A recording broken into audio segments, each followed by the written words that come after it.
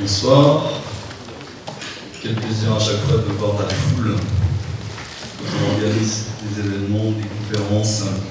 Merci de vous être déplacés malgré les difficultés peut-être pour certains à cause des grèves dans l'RER. Je ne sais pas si ça va mieux, je l'espère. Je vous présente Marc Chezeret, directeur de recherche au CNRS, qui travaille au service d'astrophysique du commissariat à l'énergie atomique. Ses spécialités sont cosmologie, gravité, espace, temps. Et je lui laisse la parole. Vous avez des questions après, ça va durer à peu près 1 heure. Merci. Donc je vais vous parler de l'espace et de ses formes.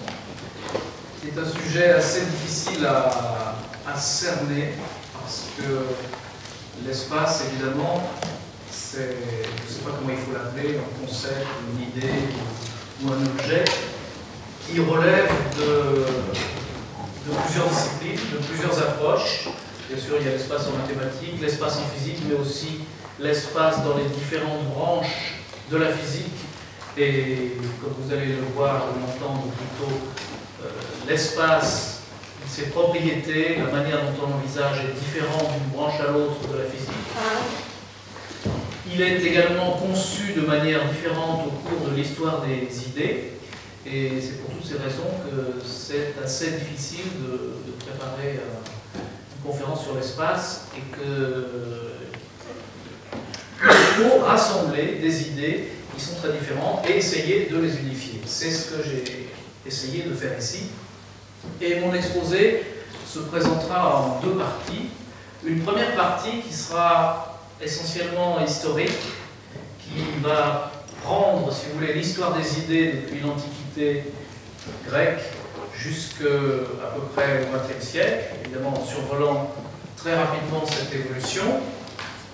Et j'essaierai de vous montrer qu'il y a une constante dans l'évolution des idées qui est, pour simplifier, une recherche et une exigence d'harmonie pour penser le monde. Alors une harmonie, soit une harmonie qu'on pense trouver dans le monde, soit une harmonie qu'on apporte dans la construction du monde, et que cette exigence d'harmonie, une des manières dont elle se manifeste, c'est une géométrisation du monde, c'est-à-dire que lorsqu'on construit un système du monde, lorsqu'on cherche à expliquer le monde, on fait appel à la géométrie. Ce qui va aboutir à une géométrisation, je dirais, complète à peu près au XVIIe siècle, puisque vous savez qu'au XVIe, XVIIe siècle se produit une grande révolution dans les idées. À la suite de la Renaissance, cette révolution s'applique dans le domaine des sciences. On peut dire que c'est à cette époque, avec Newton et tous ses prédécesseurs, c'est de cette époque que date à peu près la naissance de la physique, du moins c'est la manière dont on peut voir les choses. Et j'essaierai de vous montrer que c'est l'époque où, précisément, on conçoit et on dénonce précisément les propriétés d'un espace physique qui soit en correspondance avec un espace mathématique. Ensuite, je vous montrerai qu'une fois qu'on a introduit un certain espace, qui était l'espace de Newton, l'espace mathématique euclidien, qui physiquement est l'espace de Newton, eh bien, la physique continuera à utiliser ces espaces, mais éventuellement en modifiant leurs propriétés. Et ça m'amènera à la deuxième partie, qui est plus concernée par la physique contemporaine et même peut-être la physique spéculative, c'est-à-dire les idées qu'on a pour faire évoluer la physique. Et dans cette deuxième partie, j'essaierai de vous montrer comment mathématiquement, géométriquement, rassurez-vous sans équation bien entendu, comment géométriquement on peut caractériser les différentes propriétés d'un espace et comment on peut différencier entre elles les différentes sortes d'espaces que l'on peut concevoir et que l'on peut essayer d'appliquer à la physique. Alors la première partie, par laquelle je commence, c'est mieux de commencer par la seconde, et sera illustrée par des diapositives, et ces diapositives sont en fait des documents que j'ai présentés dans une exposition à la Bibliothèque nationale, que peut-être certains d'entre vous ont pu voir, qui s'appelait Les figures du ciel, une exposition que j'avais faite avec mon collègue Jean-Pierre Luminet, et qui retraçait plusieurs aspects de l'histoire des idées à propos du ciel, à propos du cosmos et de l'univers. Et bien entendu, il y a un lien très fort entre l'espace et le monde ou l'univers ou le cosmos, selon la manière dont on l'appelle, puisque finalement l'espace c'est une des formes de l'univers. L'univers, aujourd'hui, on va par exemple le considérer comme l'espace mélangé au temps, ce qui donne l'espace-temps, et son contenu, avec d'ailleurs une interaction très forte entre ce cadre géométrique de l'espace-temps et le contenu, qui fait que ça forme un tout pratiquement indissociable. Mais d'une part, ça n'a pas toujours été aussi indissociable, puisque vous verrez qu'il y avait l'espace dans les conceptions un peu plus anciennes, il y avait l'espace et le contenu. Et puis d'autre part, même si c'est indissociable, parce que les théories nous disent que les deux composantes, géométriques et matérielles, pour autant qu'on puisse les définir, interagissent l'une sur l'autre, et bien même si c'est indissociable, on peut au moins, par l'esprit, essayer de considérer séparément les propriétés de chacune des deux composantes et donc essayer de parler de la géométrie de l'espace, même dans la cosmologie d'aujourd'hui. Alors l'histoire remonte très loin, et si on peut voir déjà la première diapo. Alors la première diapo, c'est plutôt pour vous mettre dans une certaine ambiance, et je crois que cette gravure de Dürer d'ailleurs avait la même fonction. C'est une gravure qui date de la fin du Moyen-Âge et qui va donc marquer à la fois la fin d'une période, la fin de l'Antiquité et le début d'une nouvelle période, une période qui va durer un certain temps, qui va durer un peu plus d'un siècle, entre 1 et 2 siècles, qui va finalement culminer avec Newton, qui est précisément cette période où les conceptions du monde vont changer totalement. On va aboutir à ce qu'on appelle la science, la physique, l'astrophysique d'aujourd'hui, y compris l'idée de l'espace, et toujours avec l'idée d'harmonie. Alors, il me semble qu'à cette période, il y a beaucoup de choses que l'on peut reconnaître et qui sont présentes partout, pas seulement dans les arts, mais aussi dans la science. Et à cette époque, il y a sans doute beaucoup plus d'interactions mutuelles entre l'art et la science qu'il y en a aujourd'hui, et je vous donnerai quelques exemples. Et ici, on voit par exemple la géométrie présente sous forme des polyèdres ou des sphères, qui ont joué un rôle très important dans l'histoire des idées, dans l'histoire de la géométrie, de la cosmologie. On voit une échelle qui fait allusion à l'échelle céleste. Le ciel est une échelle qui permet de relier la Terre et l'homme donc au ciel, qui a à la fois une connotation mystique et une connotation symbolique. Je n'ai pas le temps ici de tout détailler, mais l'image de l'échelle est très importante dans tous les documents qui parlent du ciel à cette époque. Le ciel est là, il y a la comète qui marque finalement un présage et qui annonce finalement peut-être la fin du Moyen-Âge et qui est un signe qui annonce des temps nouveaux. On voit la balance, on voit le sablier, on voit un carré magique. Donc il y a partout des références à l'arithmétique, à la géométrie, à l'harmonie dans cette gravure qui s'appelle la mélancolie et qui donne une certaine ambiance qui est, je répète, celle de la fin d'une époque et du début d'une époque nouvelle. Alors, la diapositive suivante, je crois. Voilà. Alors, les présocratiques, c'est-à-dire les premiers penseurs grecs qui nous ont laissé une œuvre où les systèmes du monde sont pensés de manière cohérente, construisent déjà du système du monde, mais qui ne sont pas vraiment géométrisés. En revanche, les pythagoriciens déjà expriment le désir, la volonté de comprendre et d'expliquer le monde en référence à l'harmonie. Et c'est quelque chose qui est très important parce qu'on peut estimer que tout le mouvement qui finalement va aboutir à la physique et à son évolution la plus contemporaine, y compris la recherche actuelle, démarre avec les pythagoriciens, avec cette exigence de représenter le monde d'une manière harmonieuse. Sous-entendu, on doit représenter le monde de manière harmonieuse parce qu'il est harmonieux. Alors, pourquoi est-il harmonieux? Eh bien, pour les uns, ce sera parce que Dieu a voulu le créer harmonieux, ou d'autres ne répondront pas à la question, mais le monde est harmonieux, et je vais essayer de vous montrer que c'est une idée qui est toujours présente aujourd'hui.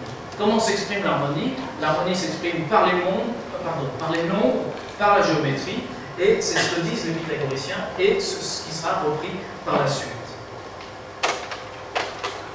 Bon, il y a d'autres systèmes du monde, avec les présocratiques, qui eux ne font pas expressément référence à l'harmonie, comme ceux par exemple de Thalès, d'Anaximène, d'Anaximandre, et qui plutôt donnent une vision, je dirais, pratique du monde. C'est-à-dire, ils représentent le monde d'une manière simplifiée, avec des éléments qui sont les éléments qu'ils connaissent, à savoir l'eau, la terre, le feu, ce qui les environne, éventuellement combinés, et en construisant des modèles par analogie avec les mécanismes et les machines qu'ils ont l'habitude de manipuler. Donc des soufflets, des engrenages simples, ou des choses comme ça. Donc je dirais que c'est une sorte de parenthèse, et cette parenthèse va finalement être fermée dès qu'on arrivera au monde de Platon et d'Aristote.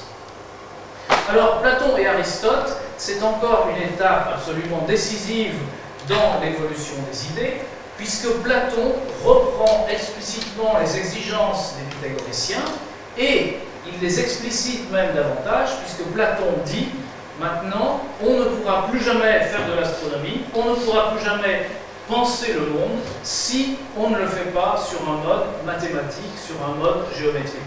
C'est-à-dire, Platon dit, ça ne vaut rien d'avoir des idées comme ça, assez vagues, de construire un système du monde qui ne soit pas vraiment mathématiquement écrit. Il faut qu'on fasse intervenir les noms, la géométrie. Et finalement, la physique, ça n'a rien d'autre. Comme vous savez, il n'y a pas de physique sans géométrie. Le seul problème, c'est que pour que la physique devienne vraiment efficace sur le mode mathématique et géométrique, il faudra encore pratiquement 2 millénaires. Mais en tout cas, Platon énonce explicitement cette exigence. En même temps qu'il énonce, il reprend l'exigence de perfection des pythagoriciens. Et ça va se traduire comment? Ça va se traduire par le fait que, pour Platon, le monde est parfait d'une certaine manière. Alors en fait, la cosmologie de cette époque a été énoncée d'une manière assez précise, non pas par Platon, mais par son disciple Aristote, qui reprend en grande partie les idées de Platon, mais moins, je dirais, les références à l'harmonie, à la perfection. Et pourtant, bien que ces références ne soient pas reprises explicitement par Aristote, par exemple, Aristote n'est pas du tout aussi porté que Platon vers l'exigence des mathématiques, néanmoins, le monde d'Aristote obéit aux préceptes de Platon. Ici, vous avez le frontispice d'un des manuscrits, bien sûr tardif, du D'échelon, qui est l'œuvre principale, le traité du ciel d'Aristote, où il expose en grande partie sa cosmologie. Eh bien, le monde d'Aristote a des caractéristiques particulières qui le font très différent du monde d'aujourd'hui, à savoir que c'est un monde qui est divisé en 2 parties, en premier lieu. En 2 parties, d'une part le monde céleste, d'une part le monde terrestre, c'est-à-dire la Terre et ce qui l'environne immédiatement, l'atmosphère jusqu'à l'orbite de la Lune, ce qui est parfois appelé le monde sublunaire, et d'autre part le monde céleste, appelé aussi supralunaire, et dans le monde céleste règne précisément cette perfection, cette harmonie absolue, alors que sur la Terre, au contraire, tout est imparfait, tout est corruptible. Alors dans le monde céleste parfait, la géométrie doit être là, et c'est une géométrie la plus parfaite, la plus harmonieuse possible. Donc c'est la géométrie des figures parfaites, des figures symétriques, à savoir les sphères et les cercles. Contrairement à la géométrie terrestre, qui sera une géométrie moins parfaite, où règnent les éléments, la terre, l'eau, l'air et le feu, qui sont représentés non pas par des sphères ou des cercles, mais par des polyèdres, par ce qu'on appelle les solides platoniciens, qui sont des polyèdres réguliers. Mais donc, l'exigence de perfection pour le ciel se traduit par le fait que dans le ciel, on ne peut concevoir que des sphères ou des cercles. Et le modèle cosmologique d'Aristote, c'est finalement, il est centré sur la Terre, et c'est une hiérarchie de sphères emboîtées les unes dans les autres. À chaque planète est associée une sphère considérée comme matérielle, cristalline, faite d'un élément cristallin qui n'est pas vraiment précisé, un 5e élément par rapport aux 4 autres qu'on appelle quintessence, qui ressemble à l'éther, on ne sait pas trop comment le qualifier. Et ces sphères, emboîtées les unes dans les autres, sont toutes en mouvement, jusqu'à une dernière sphère, qu'on appelle la sphère des fixes ou la sphère des étoiles fixes, qui porterait les étoiles dessinées ou gravées sur elles, et qui tournerait évidemment autour de la Terre, et qui serait responsable du mouvement apparent des étoiles. Et cette sphère marquerait également la frontière du monde qui donc est fini, de l'espace qui est fini. Mais en fait, chez Aristote, il n'y a pas encore de notion d'espace, ni chez Platon. Bien sûr, comme vous le voyez, le monde est géométrisé. Il a un centre, il a une limite, il a une frontière, il y a des formes sphériques, mais il n'y a pas d'espace. Il y a plutôt chez Aristote une notion de lieu qui est différente de la notion d'espace et qui d'ailleurs pose beaucoup de difficultés, parce que par exemple, on va pouvoir se demander, et tous les opposants d'Aristote, et même d'ailleurs les disciples d'Aristote, se sont demandé, par exemple, mais quel est le lieu de la dernière sphère? Et si la dernière sphère a un mouvement, par rapport à quoi repérer ce mouvement? C'est-à-dire, il y a finalement, peut-être pas vraiment des incohérences, mais en tout cas de grosses insuffisances dans la géométrie d'Aristote, en partie parce que la géométrie mathématique n'est pas assez développée, mais aussi parce que simplement c'est une modélisation qui est encore imparfaite. Voilà par exemple une représentation du système d'Aristote, donc centré sur la Terre, avec les éléments la Terre et l'eau, l'air ici et le feu, et ensuite les orbites circulaires ou sphériques de la Lune, Mercure, Vénus, le Soleil, etc., jusqu'à la sphère des étoiles fixes qui est associée ici au ruban du zodiaque. Alors, comme je vous le disais, dans le ciel, il ne peut y avoir que des cercles et des sphères, donc lorsque les mathématiciens, les astronomes vont chercher à rendre compte des mouvements célestes, ils le font dans le cadre évidemment de la cosmologie d'Aristote, qui va rester en vigueur pendant, je vous l'ai dit, près de 2 millénaires, donc il ne peut exister que des cercles et des sphères. Et comme les mouvements réels, vous le savez, sont des mouvements elliptiques, et qui sont en plus non pas centrés autour de la Terre mais autour du Soleil, ça les oblige à des modèles très compliqués, comme par exemple le système des épicycles de Ptolémée. Ici, vous avez une page de manuscrit d'Almageste. Et vous savez que Ptolémée, pour arriver à rendre compte des observations au mouvement planétaire, pour sauver les apparences, comme il dit, est obligé d'utiliser des combinaisons très compliquées de mouvements circulaires qui s'engrainent les uns sur les autres. C'est ce qu'on appelle les épicycles, qui est devenu aujourd'hui un symbole de grande complication. Une autre représentation plus tardive encore du système de Ptolémée, dans le magnifique livre de Cellarius au XVIIe siècle. Vous voyez, encore des épicycles qui sont. Les planètes sont entraînées par un cercle dont le centre tourne lui-même le long d'un autre cercle. Et éventuellement, il y a des combinaisons de mouvements circulaires de cette sorte. Alors, voici encore un modèle de l'univers qui date du Moyen-Âge.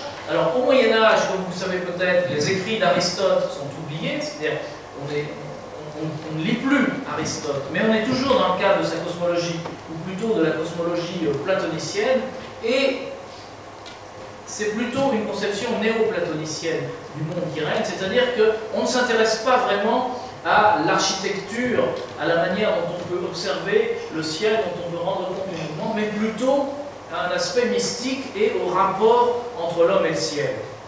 Donc pendant toute cette période, la géométrie est complètement oubliée.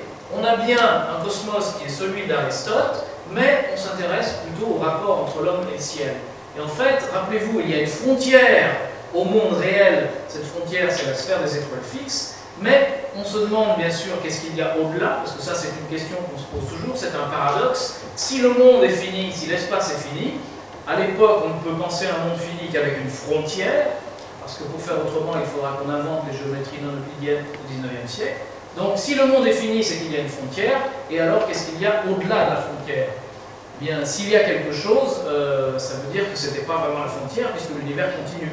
Mais on ne peut pas concevoir non plus qu'il n'y ait rien, parce que si on lance quelque chose, un objet, où va-t-il? Donc il y a une sorte de paradoxe à concevoir un monde fini. Et finalement, l'Antiquité et le Moyen-Âge le résolvent d'une manière à leur manière, en disant, eh bien, c'est un monde spirituel, un monde religieux, un monde mystique. Et finalement, au-delà de la sphère des fixes, commencent les degrés célestes, qui sont des degrés spirituels.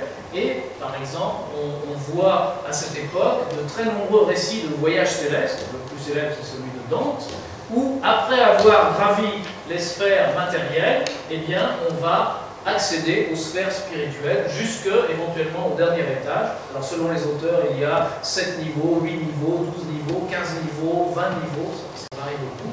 Et le niveau supérieur, c'est l'empyrée, où qu'on trouve Dieu, les anges. Donc c'est une vision du ciel qui est d'une certaine manière géométrique, parce que si vous prenez Dante, par exemple, le paradis, il y a une certaine description géométrique, mais qui n'est pas topographique. Ça n'est pas une géométrie censée représenter un monde réel, mais uniquement un monde spirituel. Alors par exemple, voici une représentation du monde tout à fait mystique dans l'ouvrage de Hildegard de Bingen.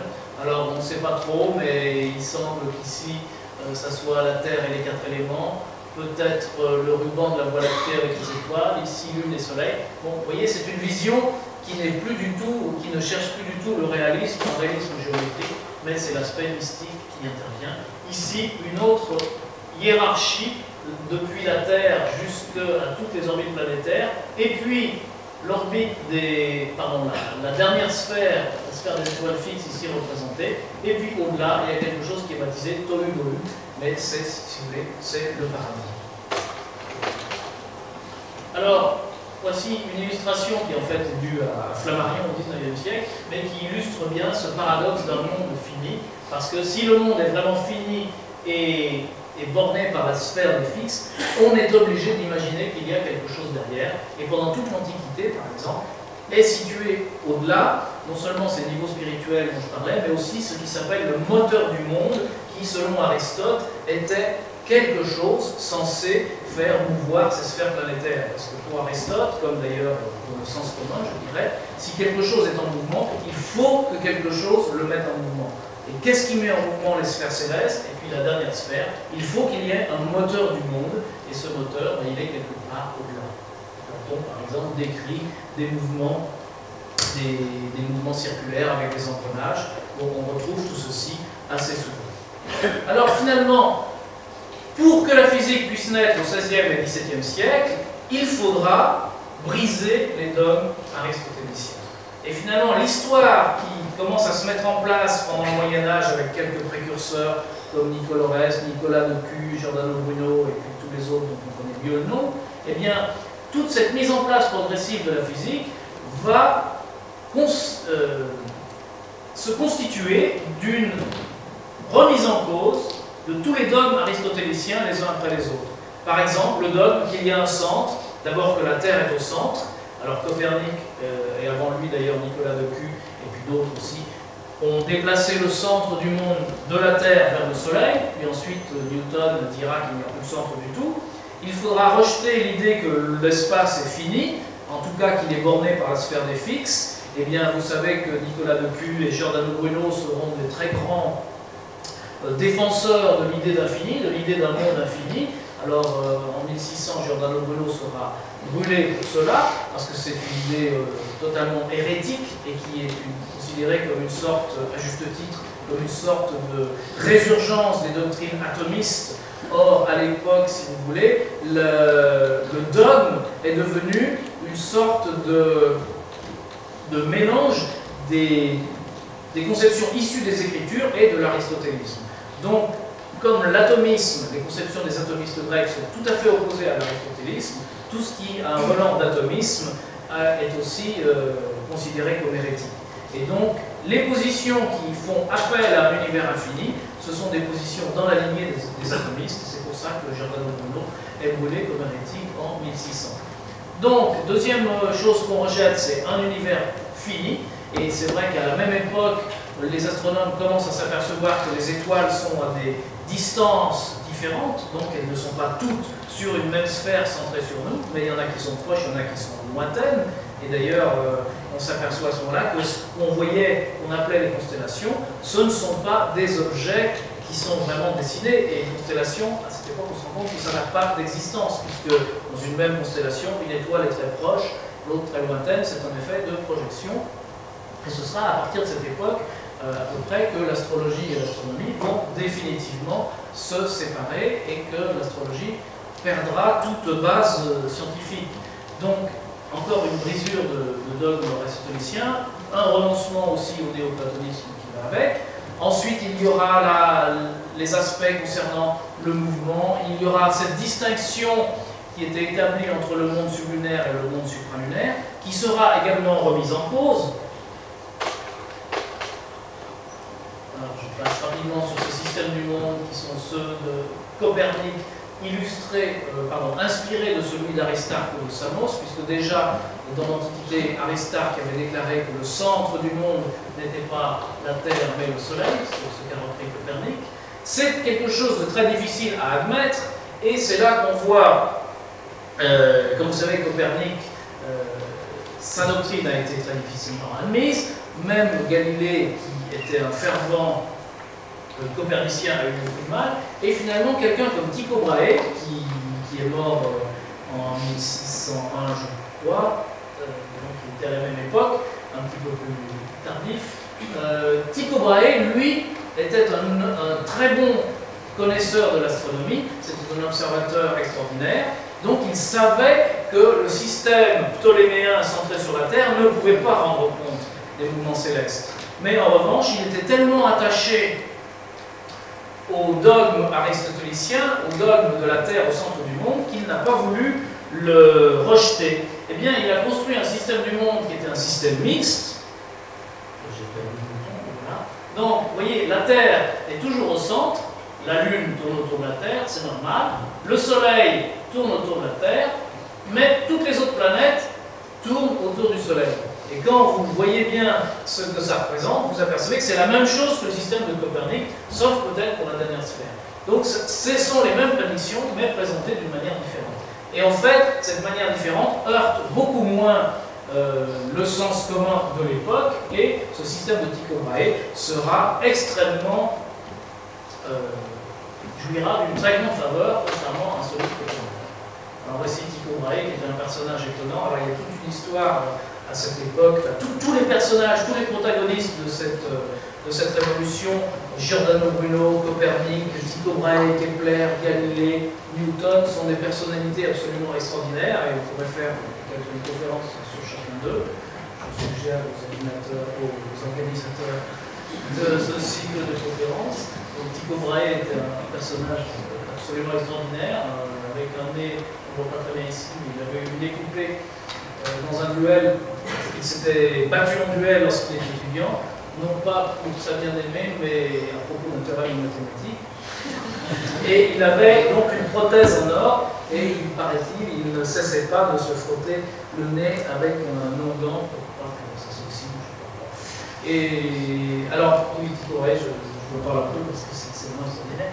Il était donc danois, et il a eu la chance. Il était passionné par le ciel, et il a eu la chance d'observer une étoile nouvelle, à savoir une supernova, en 1572, et il l'a observée avec beaucoup d'attention pendant plusieurs soirs, avec beaucoup de minutie. Et il a écrit un petit livre que très habilement il a dédié au roi du Danemark. Et pour le remercier, le roi du Danemark lui a fait cadeau d'une île entière qui s'appelait l'île d'Orven, et d'argent en quantité suffisante. Et il a fait construire, Tycho Brahe a fait construire un magnifique palais qui était un observatoire, un palais, comment dire, un phalanstère, une communauté, avec tout ce qu'il fallait dedans, des cuisines, des potagers, des viviers, tout ce que vous pouvez imaginer. Et il faisait ces observations. Alors voici d'abord une vision du Ranibor où on voit Tycho Brahe en train d'observer, et il a fait construire des instruments qui étaient gigantesques et qui ont amélioré la possibilité de précision des observations d'un facteur gigantesque, à tel point qu'après les observations de Tycho Brahe, on a pu complètement renouveler les tables qui étaient celles de Ptolémée depuis maintenant plus de 1000 ans, et l'empereur Rodolphe a commandé au successeur de Tycho Brahe, qui était Kepler, l'établissement de nouvelles tables astronomiques, qui ont été les tables Rudolphines, qui ont complètement révolutionné l'astronomie, et à partir desquelles ont été faites tous les atlas et les cartes du ciel pendant des siècles. Et dans son observatoire du Ranibor, Tycho Brahe a donc observé avec beaucoup de minutie toutes les étoiles et toutes les planètes, leur mouvement, et voici un exemple de ces manuscrits. Et c'est à partir des manuscrits d'observation de Tycho Brahe que Kepler, qui a d'ailleurs eu beaucoup de mal à les obtenir, a pu déterminer les orbites des planètes, et notamment de la planète Mars. Et voici encore un autre dogme aristotélicien que je disais, à savoir celui des mouvements circulaires, puisque Kepler a réussi à montrer, après 3 ans de calcul, d'efforts et de calcul, que l'orbite de la planète Mars n'était pas un cercle, mais une ellipse. Et il déclare lui-même que lorsqu'il a fait cette découverte, il a dit d'abord, j'ai pensé que c'était un tas d'ordures, parce que Kepler, comme tous les penseurs de cette époque, est complètement imprégné de l'idée d'harmonie, et que donc les mouvements doivent être circulaires pour exprimer l'harmonie. Quand il voit que son calcul le mène à une ellipse, il est proprement dégoûté. Et puis finalement, il va se consoler parce que, encore une anecdote très significative, parce que vous savez que depuis les pythagoriciens, et peut-être même avant, mais je n'en sais rien, règne l'idée de la musique des sphères, de l'harmonie des sphères, de l'harmonie du monde. À savoir que les planètes, lorsqu'elles se déplacent sur leurs orbites, émettent chacune une note, cette note étant d'autant plus haute que sa vitesse sur son orbite est élevée. Et puis, comme il y a plusieurs planètes à des vitesses différentes, tout ceci fait une harmonie, l'harmonie du monde précisément.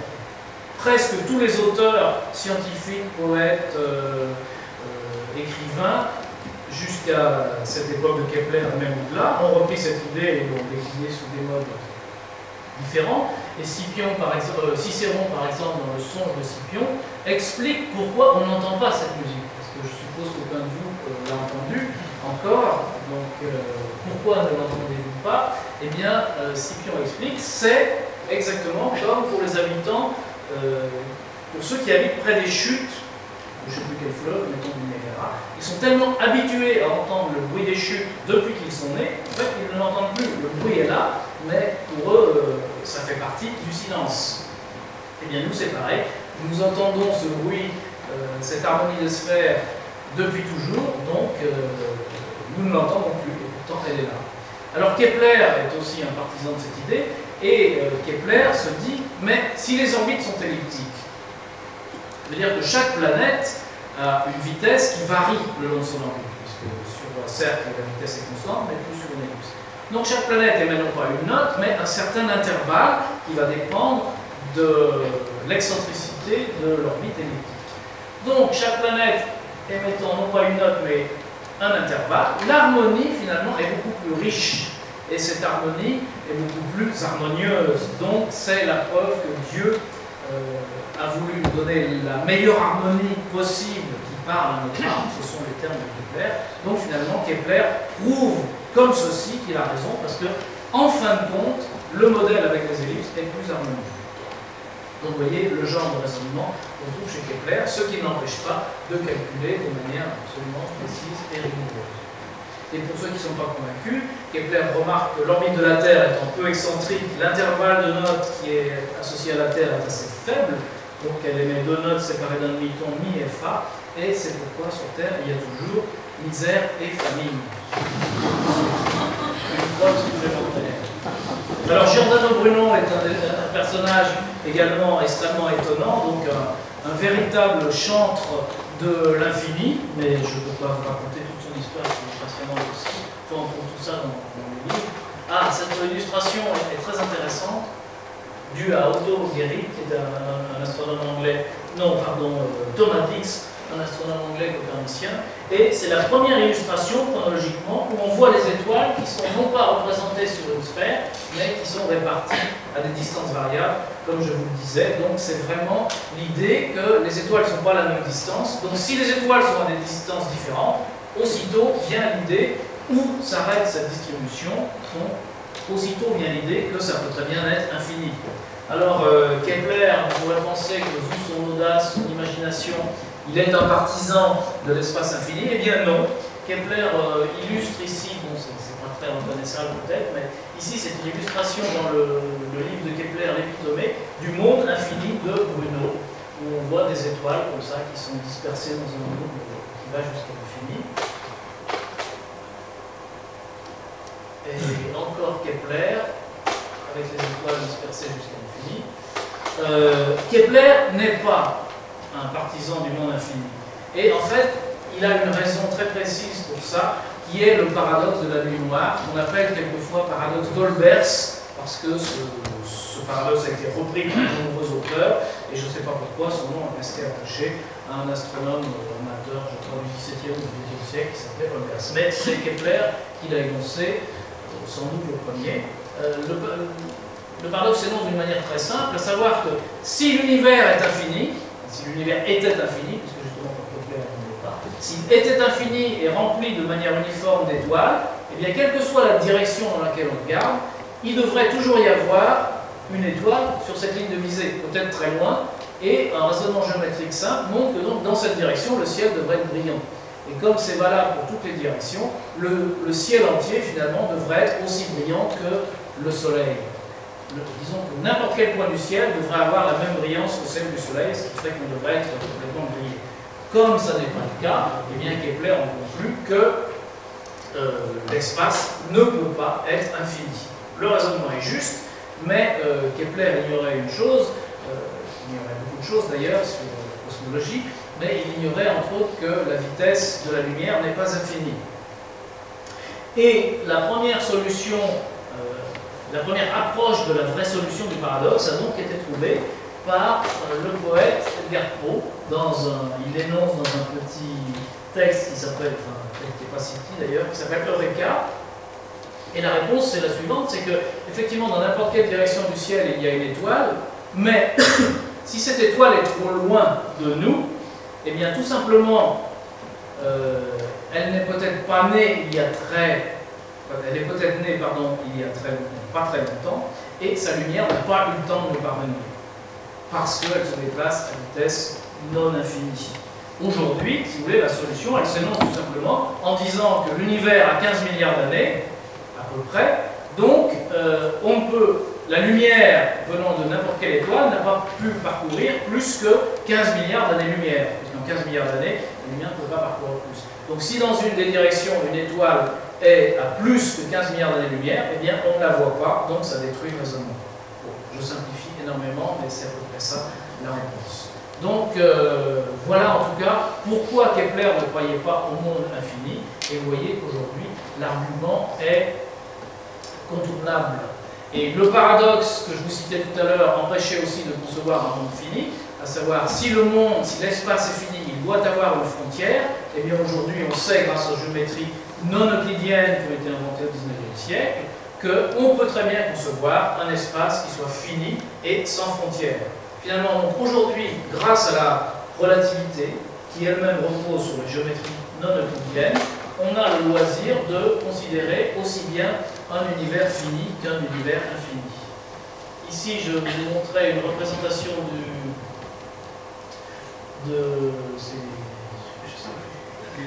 c'était l'étoile nouvelle, je ne sais plus, qu'avait vu Kepler en 1604, parce que non seulement Tycho Brahe a eu la chance de voir une étoile nouvelle en 1572 et sur la diapositive suivante, mais Kepler a eu la chance aussi d'en voir une en 1604. Ils ont chacun eu leur supernova. Et les supernovas, c'est un argument, ça a été un argument très puissant pour justement conduire au refus de la séparation du monde. Parce que les supernovas, elles explosent. Aujourd'hui, on sait qu'une étoile nouvelle, c'est une supernova.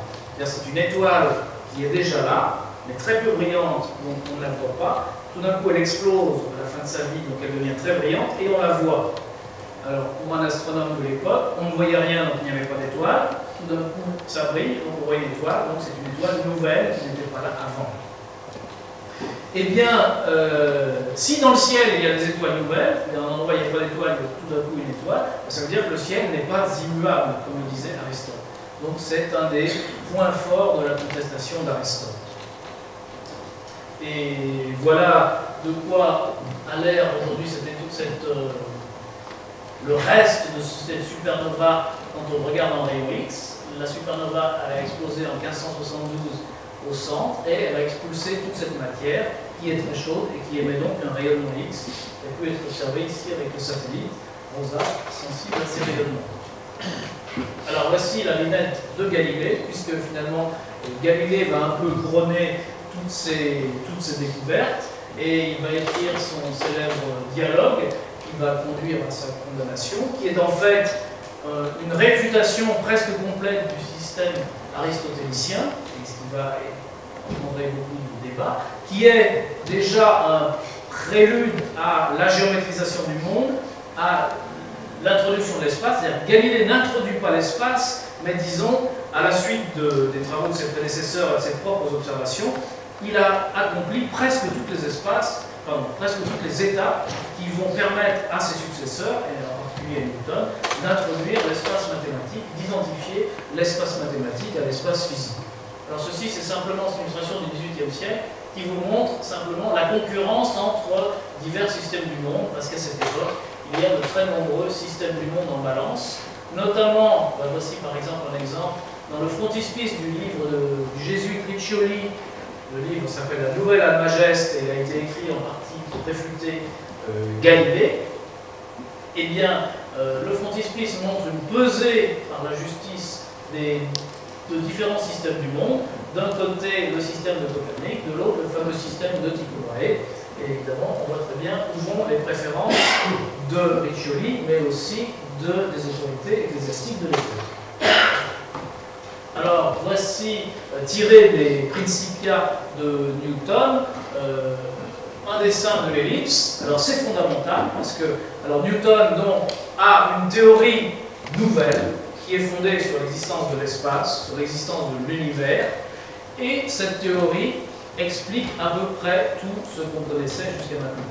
En particulier, le premier succès de la physique de Newton, c'est de montrer pourquoi les orbites des planètes sont des ellipses et non pas des cercles, comme l'avait montré Kepler.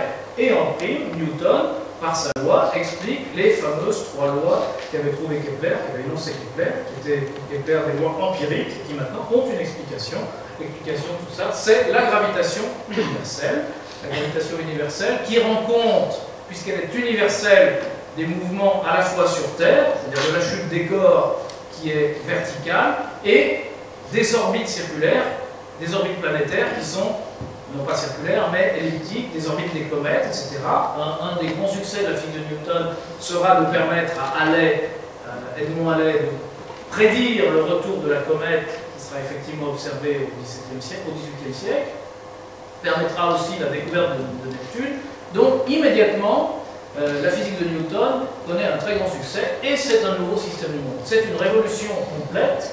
D'abord, Newton introduit véritablement l'idée d'univers, enfin Galilée l'avait déjà fait. L'idée d'univers, c'est quoi? C'est l'idée finalement que tout est pareil partout, que par exemple il y a des lois universelles.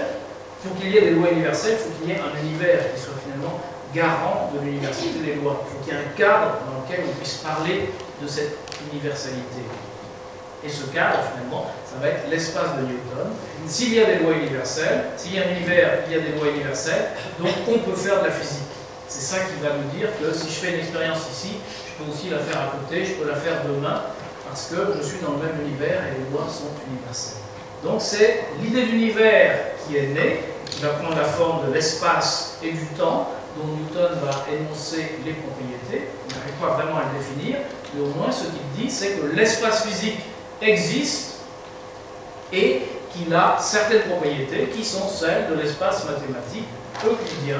C'est l'espace dont on apprend les propriétés dans les cours de géométrie à l'école. Et ça, c'est une nouveauté fondamentale et ça nous donne un cadre dans lequel faire la physique et c'est en même temps un garant de l'universalité des lois parce que ce qui se passe, c'est que cet espace a les mêmes propriétés partout, il a aussi les mêmes propriétés dans toutes les directions. Ça, c'était pas vrai avant, hein, puisque chez Aristote, il y avait la séparation tertiaire, il y avait cette hiérarchie, il y avait un centre, tout ça n'existe plus chez Newton. Donc, c'est un énoncé très fort. Alors, voici une illustration du monde newtonien, parce que ce monde, il est tissé par un espace qu'on ne voit pas, qui n'est pas matériel, mais qui est quand même là, et qui est représenté par ce tissu de droite ici. Une manière de représenter l'espace, peut-être, c'est de visualiser les trajets des rayons lumineux qui se propagent dedans. On ne voit pas le faisceau de cette poussière ici, c'est dommage, mais si on matérialise le faisceau du laser, on voit une droite, et bien imaginez des tas de faisceaux de laser, ils matérialisent finalement la structure de l'espace, et dans cet espace indéformable, il y a des corps, il y a par exemple ici des planètes, il y a des galaxies, si on veut, tout ce qu'on veut, mais ces corps, ils sont dans l'espace est un cadre, mais ils ne modifient pas l'espace. Et vous savez bien, quand on arrivera au XXe siècle à la relativité générale, ça sera différent, puisque la présence des corps massifs va modifier l'espace, va lui donner une structure, va le courber. Donc, je passe sur le carte, c'est tourbillon. Voilà, par exemple, un dessin qui illustre, un peu accentué, la courbure de l'espace, ou même de l'espace-temps, créé par la matière. Donc c'est un concept d'espace complètement différent, bien entendu, de Einstein pour nous. Et alors, à partir de cette idée d'espace en relativité, on peut faire une physique nouvelle et une cosmologie nouvelle.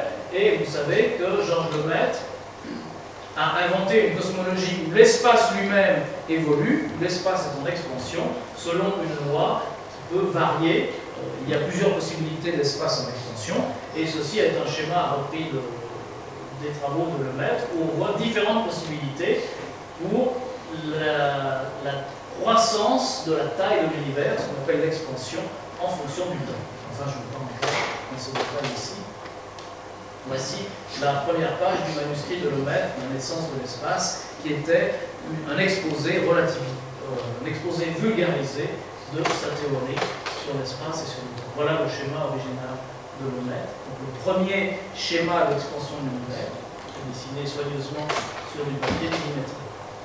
Et voici un poème de Raymond Queneau, qui est finalement le premier poème inspiré par le Big Bang. Ça s'appelle Petite cosmogonie portative, et c'est finalement une histoire de l'univers, de son expansion, de son évolution, racontée dans un style très particulier, mais inspiré directement par ces modèles de Big Bang. Alors, je vais passer à la deuxième partie, qui sera beaucoup plus courte, pour énoncer ce que peuvent être les propriétés d'un espace. Puisqu'on a commencé par l'espace de Newton, et cet espace de Newton n'a pas une structure, il a une structure qui existe déjà et qui est assez riche. Et ceci, j'espère, va apparaître. Alors, aujourd'hui, je fais un bond de quelques siècles dans le futur depuis Newton pour aujourd'hui, et vous savez qu'aujourd'hui, il y a deux grandes théories qui sont la relativité et la physique quantique. Et ce que cherchent la plupart des physiciens, c'est peut-être de les réconcilier. D'abord parce qu'il y a un désir d'unification, et d'ailleurs de géométrisation, et si ces théories sont géométriques, ben, il ne peut pas y avoir deux géométries pour l'univers, il n'y en a qu'une, donc ça va dans le sens de l'unification. D'autre part, on voudrait, si possible, toujours dans l'optique qui date de Pythagore, réduire les lois physiques à des principes d'invariance, de symétrie, d'harmonie. C'est ce qui a toujours été fait jusqu'à maintenant. On le voit très bien quand on analyse l'histoire de la physique, donc on voudrait continuer. On voudrait supprimer certaines difficultés, certains paradoxes qui apparaissent dans ces théories, par exemple les divergences et les singularités, qui sont vraiment des problèmes dus aux propriétés de l'espace, soit à petite échelle, soit à grande échelle, ça, on va rentrer dans tous les détails ici. On voudrait comprendre les phénomènes quantiques qui semblent nous interdire une localisation, donc c'est bien quelque chose qui est lié à l'espace. Donc tout ça semble nécessiter une nouvelle physique. Et il me semble que si on veut construire une nouvelle physique, eh bien il faudrait avoir de nouvelles conceptions de l'espace. Alors ce n'est pas une idée très originale, puisque depuis, déjà c'était l'idée d'Einstein qui a construit une nouvelle théorie en introduisant un nouvel espace, à savoir l'espace non euclidien. Mais on pourrait imaginer d'autres choses, avoir davantage de dimensions. C'est bien ce qu'a fait déjà Einstein lorsqu'il a finalement collé le temps à l'espace pour faire l'espace-temps, mais le temps existait déjà. Mais vous savez qu'il y a des théories où il y a plus de dimensions, ce qu'on appelle les théories de Kaluza-Klein, aujourd'hui les théories de corps ou supercorps. Peut-être qu'à petite échelle, il est discontinu et non pas continu. Peut-être que sa géométrie n'est pas fixée, mais fluctuante. Et puis on peut inventer d'autres idées. Le tout, c'est de savoir si, mathématiquement, on a les outils pour faire ça. Parce que vous avez tous appris les propriétés de l'espace à l'école. Eh bien, l'espace a 3 dimensions et l'espace-temps en a 4. Bon, il est continu à petite échelle, c'est-à-dire que ça va jusqu'au point, on peut toujours diviser autant qu'on veut. Il n'y a pas de discontinuité, il ne faut pas. Donc, est-ce que mathématiquement, toutes ces idées, et puis d'autres qu'on pourrait inventer, ont un sens ou non? Alors, évidemment, si on se dit que toutes ces choses arrivent à très petite échelle, bon, c'est vrai que si l'espace fluctue, il faudrait quand même comprendre pourquoi, lorsqu'on le regarde, nous, avec nos yeux, on n'a pas l'impression qu'il fluctue. On a vraiment l'impression que l'espace est quelque chose qui est fixé. Donc, ce qui pourrait se passer, c'est que ces choses un peu étranges arriveraient à des échelles vraiment très très petites, complètement en deçà de ce qui est accessible à nos observations. Et que finalement, lorsqu'on regarde, disons, avec un peu de flou, eh bien, tous ces phénomènes qui sont bizarres ne nous apparaîtraient pas, mais on verrait qu'une sorte d'effet moyenné. Un peu comme si vous regardez un tissu. Bon, ben, un tissu, vous savez bien que la matière, en fait, est à 3 dimensions. Mais quand je le regarde de loin, ben, je vois quelque chose qui a l'air d'une surface à 2 dimensions. Et si je regarde vraiment soigneusement, je vois la 3e dimension. Peut-être que l'espace, c'est comme ça. À très petite échelle, il y a des dimensions, des discontinuités, mais on ne les voit pas, simplement parce qu'on en est incapable. Alors, mathématiquement, qu'est-ce que c'est qu'un espace? Eh bien, on a tendance à dire que c'est un ensemble de points avec une certaine structure. Et en fait, avec une hiérarchie de structures géométriques superposées. Parce que si je vous dis, voilà un ensemble de points, ben, on ne peut rien faire, parce que je ne sais même pas, si je vous dis rien de plus, vous ne savez même pas quel point est voisin de quel point. Il y a un point A, un point B. Si je ne vous ai pas donné un outil, vous ne pouvez pas me dire si ces points sont très voisins ou complètement opposés dans l'espace. Donc, alors, le modèle d'espace, évidemment, c'est toujours R3, l'espace d'Euclide, mathématiquement, celui que Newton a identifié à l'espace physique. C'est celui dont nous connaissons tous les propriétés, nous sommes complètement habitués, mais en fait, il a une structure. Le seul fait, c'est que nous sommes tellement habitués qu'elle n'est jamais explicitée. Alors, si on veut construire un espace mathématiquement, on va partir d'un ensemble de points qui n'ont pas de relation entre eux. La première chose à dire, c'est d'essayer de définir quels sont les points qui sont voisins entre eux. Par exemple, même si je prends vous tous dans cette pièce, eh bien, si je prends la liste de vos noms, ça ne va pas me dire du tout comment vous êtes disposés dans cette pièce. Il faut au moins que je sache, déjà, la première chose, qui est à côté de qui, c'est-à-dire les relations de voisinage. Eh bien, un ensemble de points, si on veut lui donner des relations de voisinage, c'est un premier niveau de structure qu'on lui donne, qui s'appelle, si vous voulez, une première couche, c'est ce qu'on appelle la structure topologique. Permet de décider quels éléments sont voisins les uns des autres. Quand on fait de la physique, on va vouloir manipuler des fonctions. Il y a quelque chose qui dépend des points.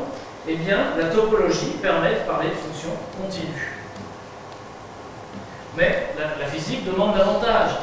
Vous savez que la physique fonctionne avec des équations différentielles, donc des dérivations, des intégrations. Et avec une structure topologique, on ne peut pas. Donc, on va maintenant mettre un deuxième niveau de structure, ce qui permet de faire des intégrations, des dérivations. C'est ce qu'on appelle une structure différentielle. Et cette structure différentielle, en général, elle fonctionne avec ce qu'on appelle des vecteurs et des tenseurs. Donc c'est quelque chose qu'on rajoute en plus sur notre structure de base. Et le moyen qu'on connaît mathématiquement le plus simple, c'est de construire ce qu'on appelle une variété différentielle. C'est-à-dire on va prendre un espace aussi compliqué qu'on veut, mais on va le découper en petits morceaux, et on va dire que chaque morceau d'espace, eh bien, il ressemble à un morceau de notre espace ordinaire. C'est comme si vous construisez une surface avec des petits bouts de plan. Vous prenez des petits bouts de carton blanc, vous les collez les uns aux autres, vous allez construire une surface très compliquée, mais chaque morceau de notre surface sera identique à un morceau d'un plan. Là, c'est pareil avec l'espace, c'est comme ça qu'on construit une variété. Et puisque R3, notre espace euclidien, il a les bonnes propriétés de topologie et de structure différentielle, ça veut dire que comme ça, on est sûr de construire un espace qui a ces propriétés-là.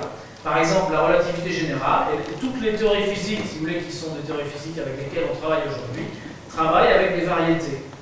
Mais ce n'est pas suffisant, parce que quand on a fait ça, on ne sait pas, par exemple, calculer des longueurs et des angles. Donc on va rajouter une troisième couche, qui est un troisième niveau de structure qu'on appelle par exemple la métrique.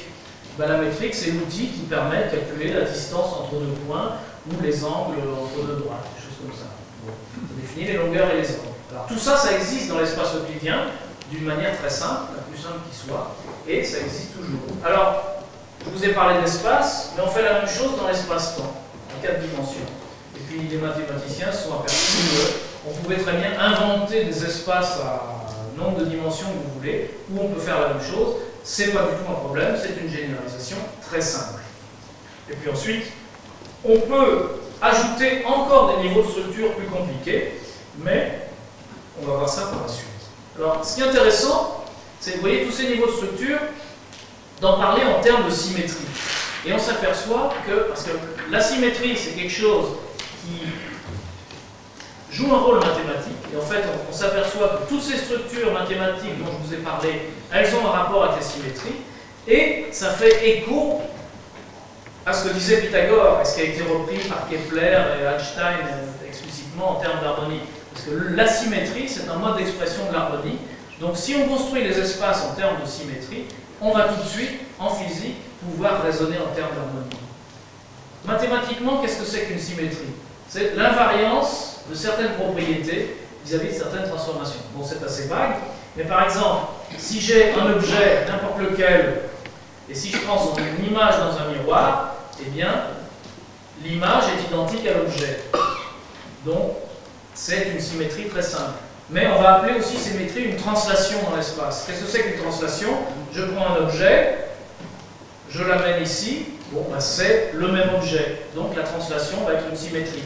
Je le fais tourner, c'est encore une symétrie, les rotations. En revanche, je prends l'objet, je le dilate, eh bien c'est plus le même. Donc la dilatation n'est pas une symétrie. Qu'est-ce qu'on pourrait imaginer? Je le tords d'une certaine manière bizarre, eh bien c'est plus le même. Donc cette manière de tordre des objets n'est pas une symétrie. Donc voilà, une symétrie, c'est une transformation qui conserve les objets, certains objets dans l'espace, les figures géométriques, les solides, etc. Eh bien on peut se dire, est-ce que dans l'espace euclidien, qui est le même que l'espace newtonien, il y a des symétries? Eh bien on les connaît toutes, ce sont les fameuses translations, dans les trois directions possibles, ce sont les rotations et puis les symétries. C'est tout. Et tout ça, ben, on peut les composer, c'est-à-dire on peut faire une translation, puis une rotation, puis une translation, et tout ça va donner une transformation. Ça veut dire que tout ça, mathématiquement, c'est une structure de groupe, et on appelle ça le groupe de Galilée. Donc finalement, l'espace R3, on peut l'analyser purement en termes de symétrie. R3, c'est l'espace dont les symétries sont celles du groupe de Galilée. Autrement dit, je peux même oublier R3, et quand je fais de la physique dans l'espace newtonien, ça veut dire que je fais de la physique sous le groupe de Galilée. Et en fait, mathématiquement, ben, il y a beaucoup de physiciens, par exemple Jean-Marie Souillot, qui expriment toute la physique uniquement avec les propriétés du groupe de Galilée. Toute la physique et toute la géométrie. Ça marche extrêmement bien, et on s'aperçoit donc que l'essence fondamentale de R3, c'est le groupe de Galilée. C'est-à-dire, c'est l'espace dont les symétries sont celles du groupe de Galilée. Alors, c'est très intéressant parce que ben, les groupes, on les connaît en mathématiques. Donc, si on veut construire d'autres espaces, eh bien, il suffit de remplacer le groupe de Galilée par un autre groupe. On en connaît plein. On connaît le groupe de Poincaré, on connaît le groupe de De Sitter, on connaît le groupe conforme. Donc, on peut essayer toutes ces choses-là. Ou bien, peut-être, si on veut généraliser encore, on va aller plus loin et on va remplacer la notion de groupe par quelque chose d'encore plus général. Peut-être ça va être possible. On va voir ça.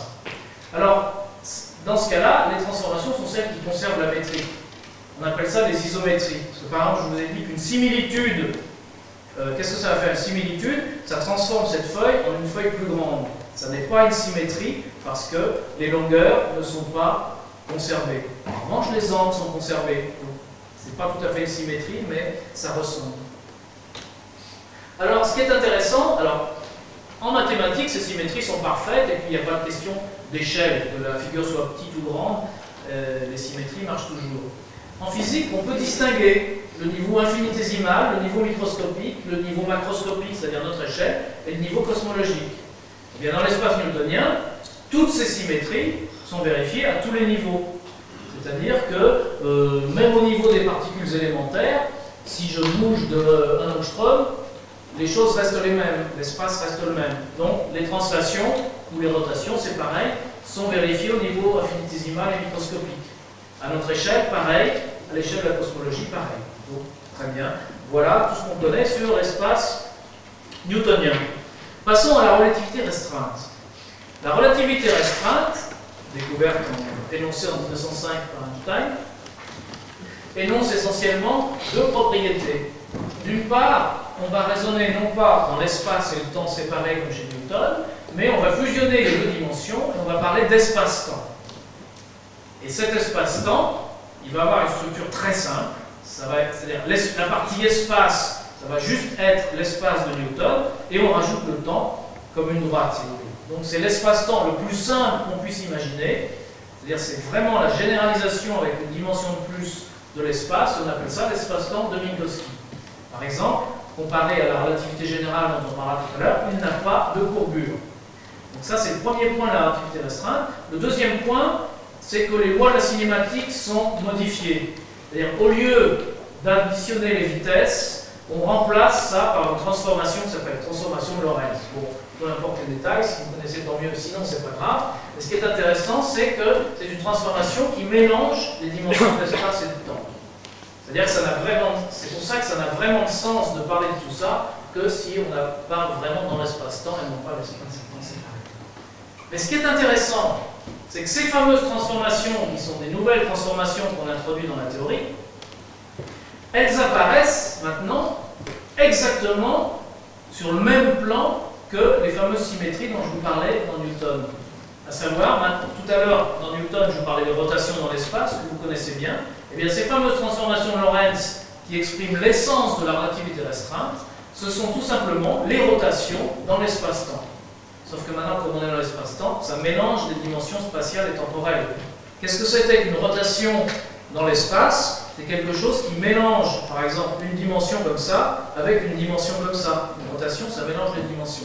Mais une rotation dans l'espace-temps, ça va toujours mélanger les dimensions, mélanger le temps et l'espace. Donc vous voyez que finalement, la relativité restreinte, ça apparaît comme la théorie dont les symétries de l'espace-temps sont finalement les symétries d'un certain groupe que je n'ai pas écrit là, qui s'appelle le groupe de Poincaré. C'est-à-dire tout ce que je vous ai dit à propos de Newton et du groupe de Galilée, à savoir que la théorie de Newton, finalement, c'est la théorie du groupe de Galilée, eh bien la relativité restreinte, c'est la théorie du groupe de Poincaré, c'est-à-dire la théorie de l'espace-temps qui a les symétries de ce fameux groupe de Poincaré. Alors, et la relativité générale, eh bien, c'est curieux, les symétries sont supprimées. Mais tout dépend de l'échelle cette fois. En fait, aux petites échelles, c'est-à-dire à l'échelle microscopique, il y a une sorte d'énoncé fondamental en relativité générale qui dit que tant qu'on est à l'échelle microscopique, on doit retrouver toutes les propriétés de la physique ordinaire. Donc ça veut dire qu'à l'échelle microscopique, on va retrouver toutes les symétries de l'espace-temps. Celle finalement de la relativité restreinte, celle de l'espace et celle du temps. Toutes. Et ça s'exprime d'une seule manière, ça s'exprime en disant que l'espace-temps, parce qu'il y a aussi un espace-temps en relativité générale, c'est ce qu'on appelle une variété riemannienne. Une variété riemannienne, c'est un espace-temps dans ce cas-là, dont les propriétés microscopiques, c'est-à-dire sa structure infinitésimale, est identique à celle de l'espace-temps de Minkowski. C'est-à-dire, rappelez-vous, un petit bout de variété, c'est la même chose qu'un petit bout de Minkowski. Un petit bout de l'espace-temps de la relativité générale, c'est toujours un petit bout de l'espace-temps de Minkowski. Les choses vont changer quand on va mettre les petits bouts ensemble. Et ça veut dire qu'aux échelles intermédiaires, ça ne va plus être valable. Et ce qui fait finalement la richesse et l'originalité de la relativité générale, c'est qu'à notre échelle, c'est-à-dire à l'échelle où il y a les phénomènes gravitationnels, eh bien, c'est plus vrai. C'est-à-dire, l'espace-temps a une certaine structure, qui est exprimée par ce qu'on appelle sa courbure, exactement par son tenseur de courbure, et cette structure exprime le fait que l'espace-temps n'est plus symétrique. Rappelez-vous, l'espace-temps courbe, il est courbé, ça veut dire qu'il a perdu sa symétrie. Cette feuille de papier, elle est symétrique, je la courbe comme ça, il n'y a plus de symétrie, il n'y a plus de symétrie par translation ni par rotation. Donc, il y a quelque chose qui s'appelle la courbure et qui exprime l'écart de symétrie. Eh bien, en relativité générale, ce tenseur de courbure, c'est la gravitation.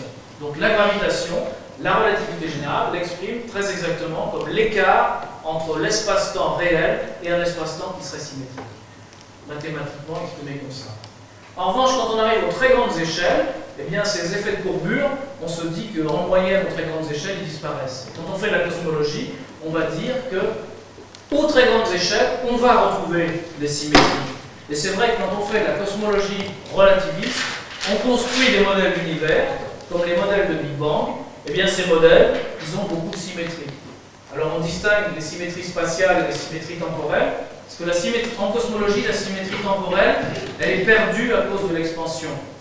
Puisque l'expansion de l'univers fait que les propriétés varient dans le temps, eh bien, il n'y a pas la symétrie temporelle. Donc, en cosmologie, aux très grandes échelles, on va perdre les symétries qui ont de l'aspect temporel, mais on va avoir les symétries spatiales. Et en fait, les différents modèles cosmologiques vont se distinguer par leur symétrie spatiale, c'est-à-dire les symétries de l'espace. Soit ils ont les symétries de Newton, dans ce cas-là, on va dire que l'espace est euclidien, c'est-à-dire qu'il se peut parmi les modèles relativistes, il en existe certains où l'espace est sans courbure, où l'espace est euclidien, le même que chez Newton, en vertu de ce qu'on appelle le principe cosmologique, il y a toutes les symétries. Il peut aussi arriver qu'on a autant de symétries que dans l'espace de Newton, mais ce ne sont pas les mêmes. Dans ce cas-là, on va dire soit l'espace est sphérique, soit il est hyperbolique, mais en tout cas il a une courbure. L'espace de Newton avait une courbure nulle, ici il y a une courbure positive ou négative.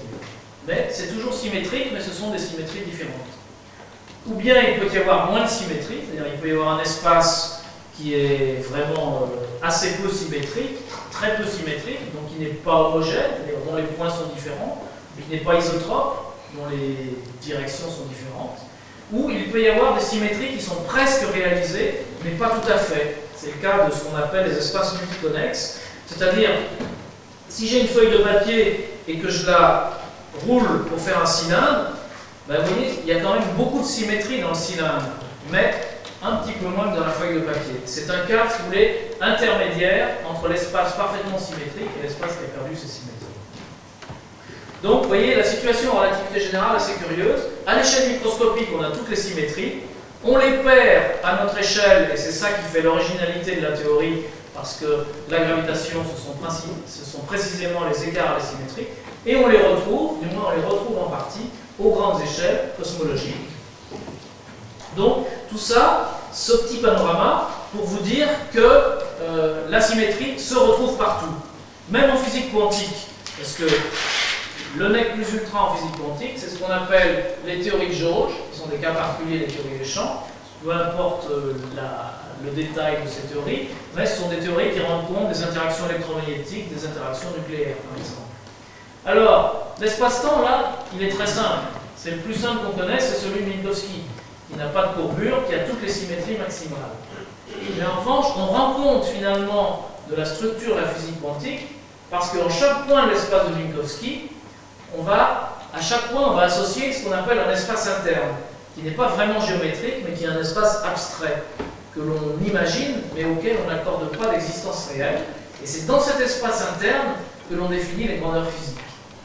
Et les caractéristiques de ces grandeurs physiques, par exemple l'électromagnétisme ou les interactions faibles, ou ce que vous voulez, sont définies par les symétries qui sont dans cet espace interne. C'est ce qu'on appelle les symétries de jauge.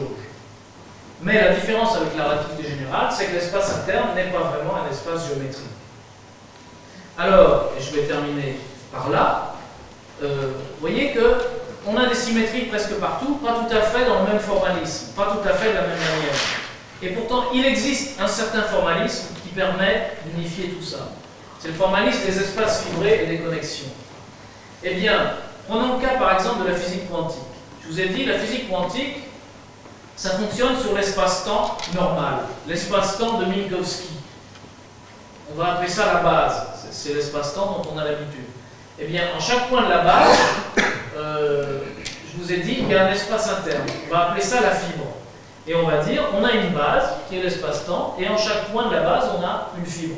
Comme en hérisson, si vous voulez. La base, c'est la peau du hérisson, et chaque piquant est une fibre.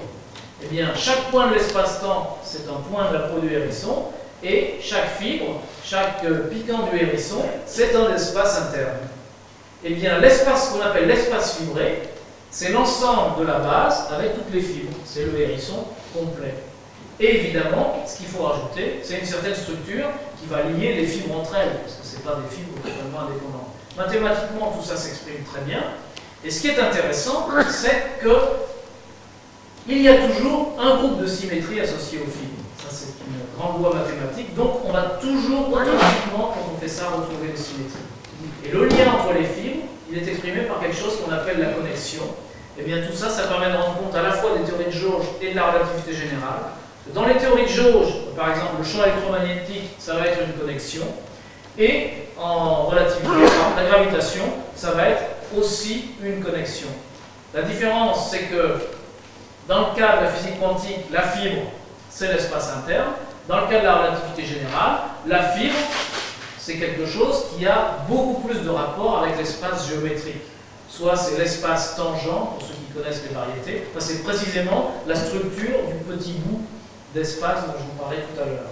Ou bien, si vous préférez, c'est le groupe qui agit sur tout ça, donc le groupe des transformations de Lorentz, par exemple.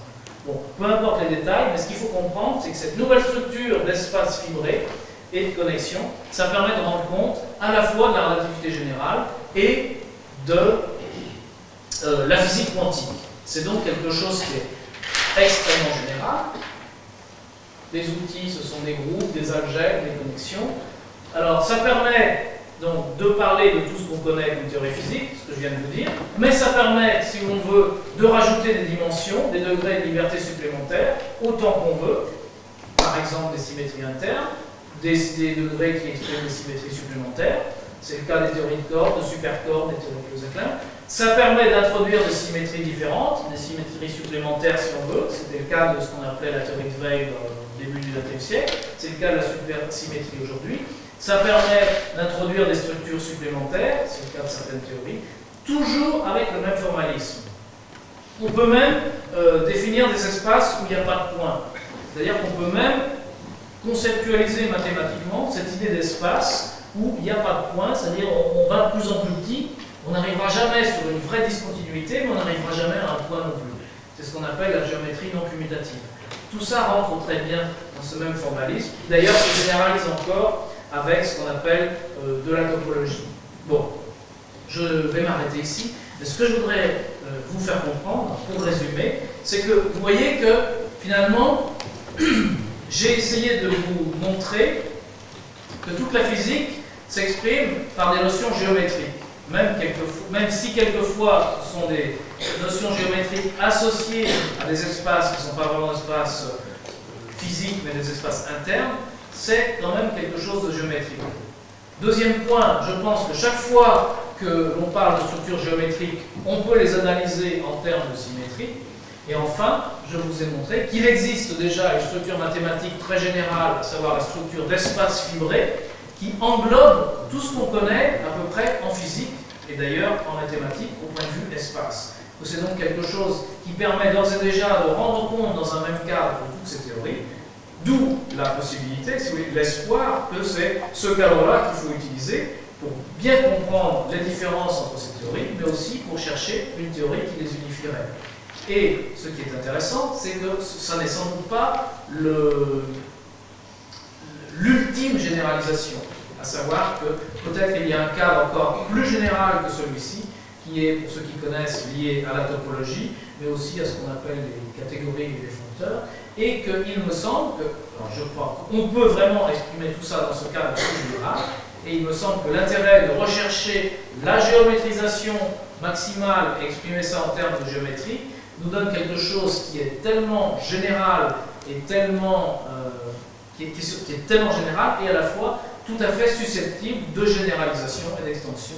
Et c'est donc ce cadre mathématique nouveau, ça date seulement de quelques peut-être dizaines d'années, je dirais, pas plus, et c'est ce cadre nouveau qu'il faut utiliser, qu'il faut appliquer à la physique si on veut chercher une physique qui va plus loin et spécialement une géométrie qui va plus loin. Merci.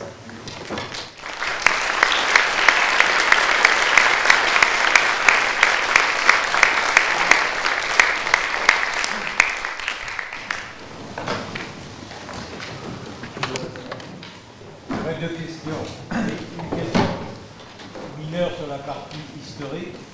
Vous êtes essentiellement parti de l'histoire grecque, de la science grecque.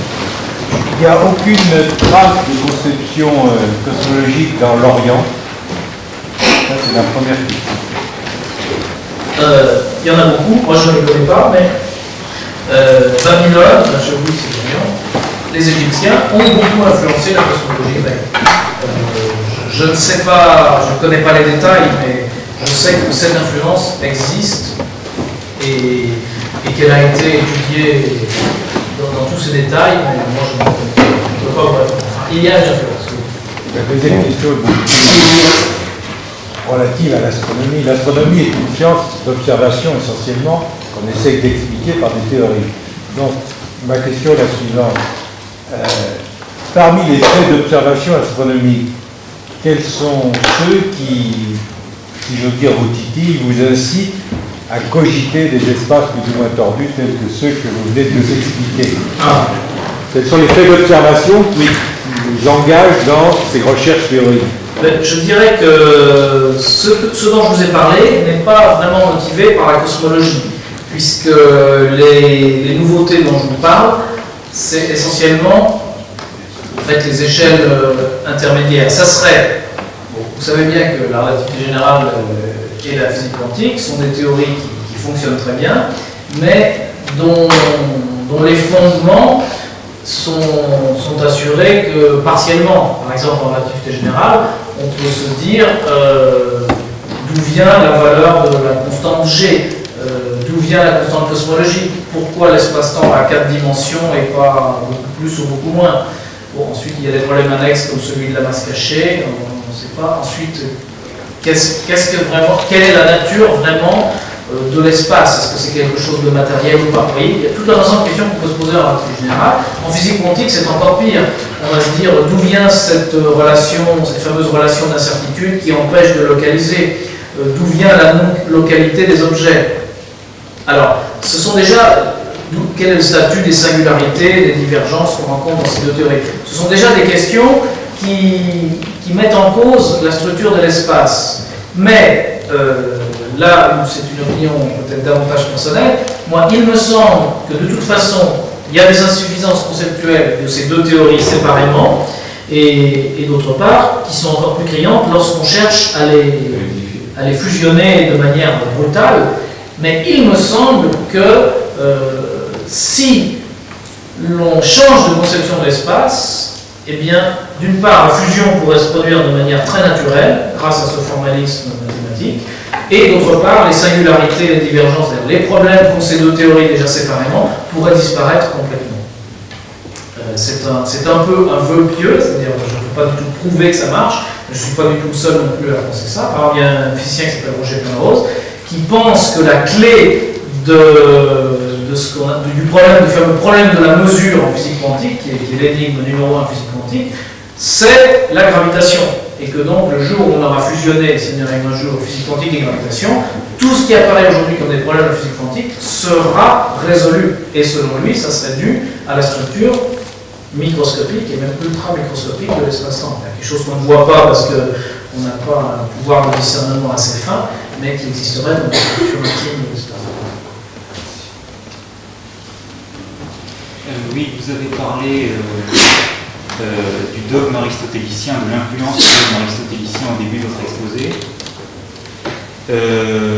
La science aristotélicienne était d'abord finaliste, c'est-à-dire qu'elle se préoccupait d'abord des causes finales plutôt que des causes efficientes, à l'inverse de la science moderne. Ne pensez-vous pas qu'il ait existé aussi des dogmes galiléens ou des dogmes newtoniens? Et plus généralement, alors ce n'est que pure supputation, évidemment, ce n'est pas très scientifique, mais plus généralement, ne pensez-vous pas que la science déterministe en général puisse être un dogme?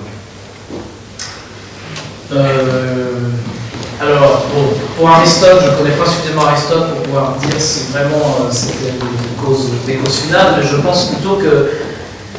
Enfin, il y avait toutes les sortes de causes, mais d'un autre côté, je pense que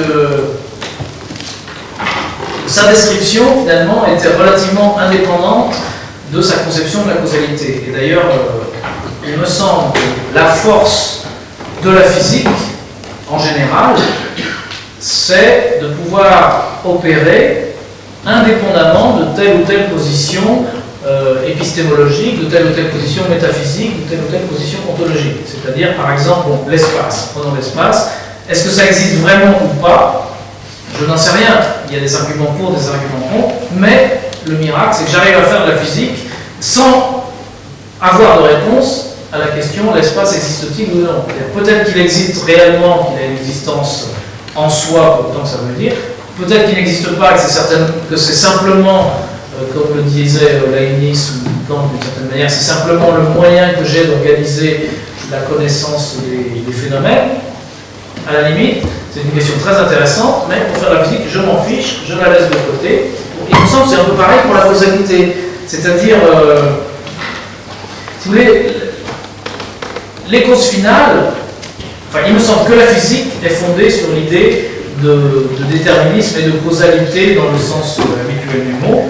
Et il me semble que les causes finales, qui sont effectivement rejetées par la physique, alors c'est un dogme de les rejeter, je suis d'accord. De toute façon, faire la physique, c'est un dogme. La physique repose sur des présupposés mathématiques, métaphysiques, on est tous d'accord. Mais il me semble que si on se place du point de vue de l'épistémologie, on se dit pourquoi pas des causes finales, il me semble que quelque chose doit justifier les causes finales. C'est-à-dire les causes finales, c'est une finalité, c'est un but, donc on est tout de suite dans la métaphysique et très rapidement dans la théologie. En revanche, les causes ordinaires, si vous voulez, les causes efficientes, c'est peut-être un dogme, mais c'est justement le dogme de la physique. Et l'intérêt, il me semble, de ce qui s'est passé au XVIIe siècle, alors évidemment, on peut déplorer qu'il y ait une séparation des genres. C'est-à-dire qu'aujourd'hui, si on fait de la physique, c'est clair qu'on ne fait pas de la théologie, et réciproquement. Et on ne fait pas non plus de la peinture, alors qu'à l'époque, tout était mélangé. Mais justement, la physique a commencé à devenir efficace exactement du jour où elle se séparait. C'est-à-dire que là où on est devenu efficace, c'est quand on a renoncé à tout expliquer à tous les niveaux en même temps, dès qu'on s'est spécialisé. C'est pour ça que vouloir réconcilier, ce qu'on appelle le concordisme par exemple, vouloir réconcilier physique et religion, c'est absurde, parce qu'il n'y a pas à les réconcilier, ils ne sont pas du tout en opposition, et ils ont été fusionnés pendant des siècles, ça n'a aucun sens de vouloir y revenir. Par exemple, il y a ce qu'on appelle, quelquefois je t'ai entendu parler du principe anthropique, qui effectivement est un retour aux causes finales, mais c'est complètement absurde, parce que c'est justement exactement se replacer dans l'optique du 15e ou du 6e siècle. Ce qui n'est pas, c'est pas absurde en soi, mais c'est absurde parce que, disons qu'on a été jusqu'au bout de cette option-là, et on sait très bien quelles sont ses limites. Enfin, ça n'est pas de la physique, et ça n'est pas non plus de la philosophie, c'est une sorte de mysticisme. Merci.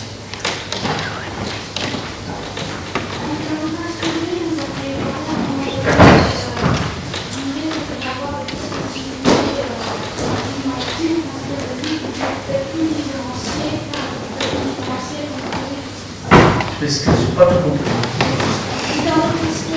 Oui. Vous avez parlé à un moment donné de discontinuité possible. Peut-être que vous pensez qu'on peut faire le calcul différentiel comme on faisait jusqu'à présent. Si l'espace est discontinu, on peut parler de champ différentiel, etc. Comme on pensait à l'intérieur jusqu'à présent. Certainement. Est-ce que vous avez fait allusion à une certaine théorie de Laurent Donat? Est-ce que vous avez pensé à ça? Pas du tout, non.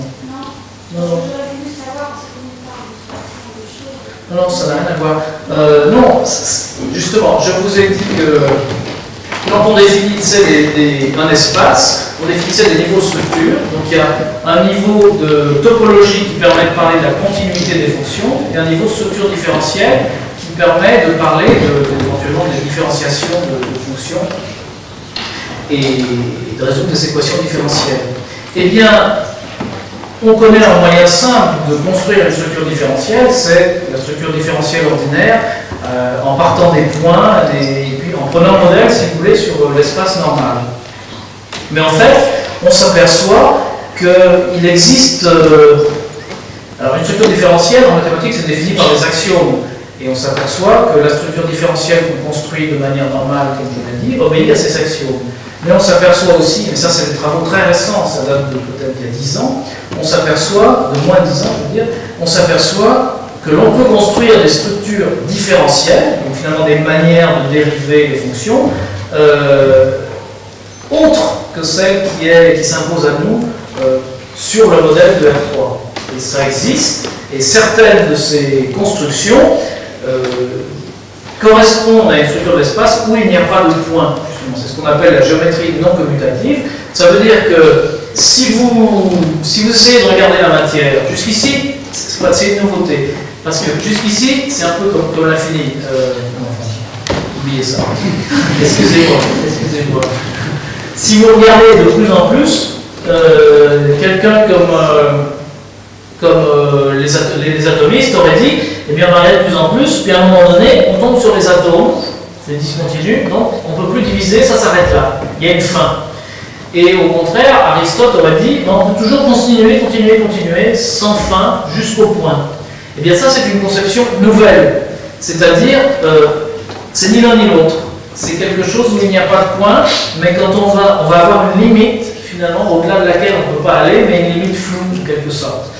Et c'est très intéressant parce que c'est exactement ce qui se passe en physique quantique. Alors, en physique quantique, je vous l'ai dit, la physique quantique se joue dans l'espace-temps normal, donc dans l'espace-temps fait de points. Et le côté paradoxal, c'est que, alors que l'espace-temps est fait de points, donc on sous-entend qu'il y a la possibilité de localiser. Or, on ne peut pas localiser. Donc, on aurait tendance à dire que cette propriété d'impossibilité de localiser les objets, elle est due à la structure de l'espace-temps. Et pour ça, il faudrait trouver une structure de l'espace-temps qui interdit de localiser. Et bien justement, c'est peut-être celle-ci, la structure non commutative.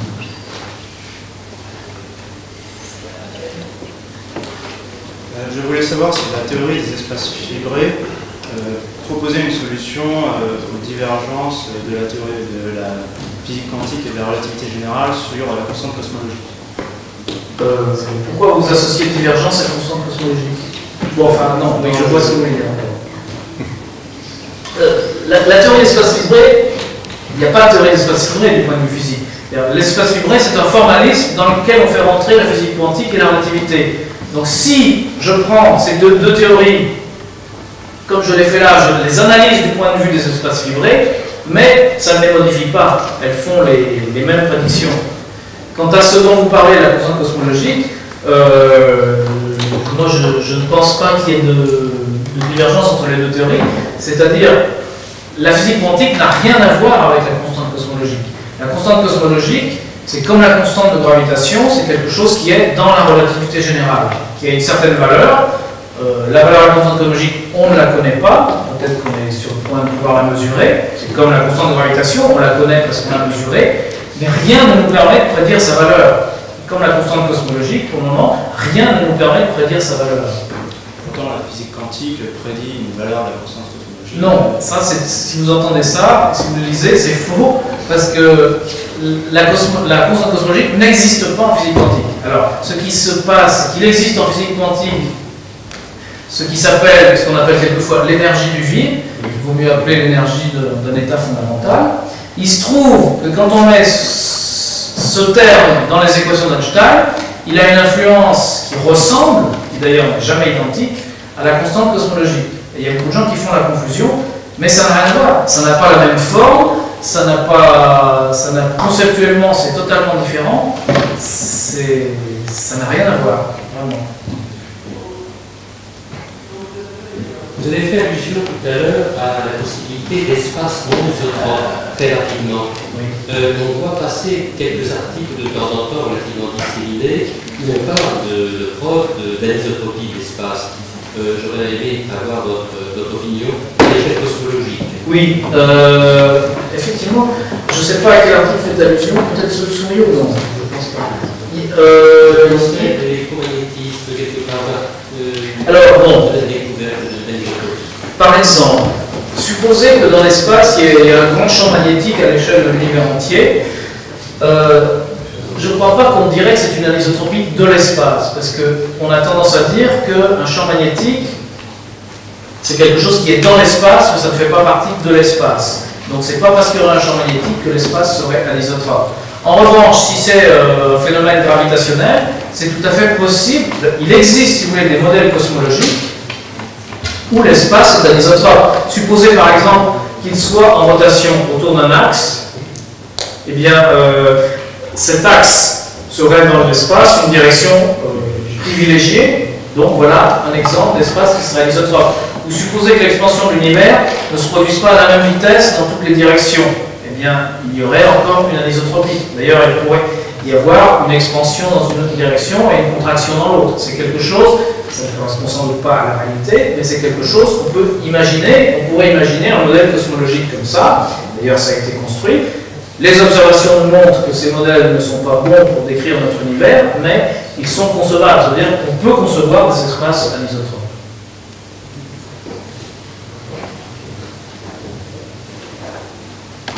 À quoi cela tient-il que depuis l'Antiquité grecque et tout le Moyen-Âge, les distances relatives des planètes ou le diamètre des fameuses sphères, et finalement, à l'exception du Soleil, étaient vues correctement?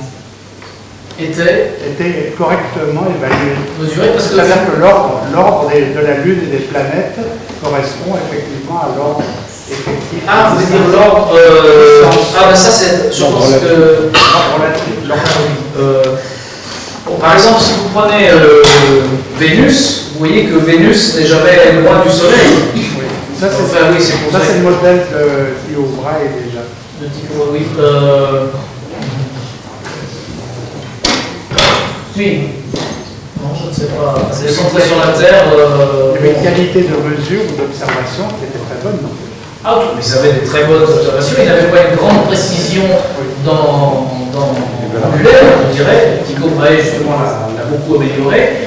Mais ils avaient de bonnes observations. Mais comment déduisait-il effectivement cet ordre?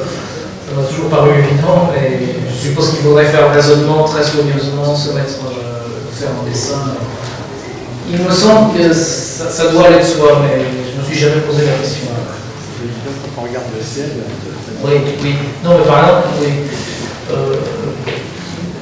Vous voyez que forcément Mercure et Vénus sont attachés au Soleil, puisqu'ils en sont toujours proches. Pour les autres, effectivement, je ne sais pas. Peut-être par les périodes. Je ne sais pas vous dire. Plus elles vont lentement, plus elles sont loin. Je ne sais pas si c'est aussi simple que ça. C'est ce que je dirais, oui, par la période, quoi, mais... Il y a vraiment des écarts plus importants. Mars, oui, oui. Que Mars et Jupiter, c'est de plus en plus ans. Bon, sans doute c'est simplement ça. Je ne peux pas vous dire, j'ai jamais vraiment réfléchi à la chose. Peut-être y parvenait-il partiellement relativement à la Lune par les occultations. Pardon? Par les occultations relativement à la Lune, du moins, de manière partielle. Je ne sais pas.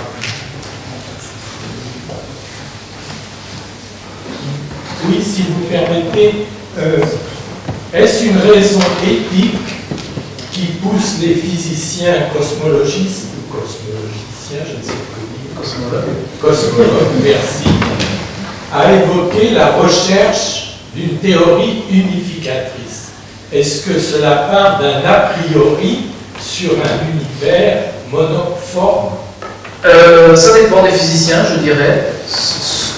On peut voir les choses de plusieurs manières. Il y a une manière pragmatique qui est de répondre que finalement, si vous regardez rétrospectivement l'histoire de la physique, je ne dis pas que cette volonté était consciente, mais vous pouvez l'analyser comme une suite d'unification. C'est-à-dire, Galilée unifie les deux mondes, Newton unifie tous les mouvements, Einstein unifie l'espace et le temps, Maxwell unifie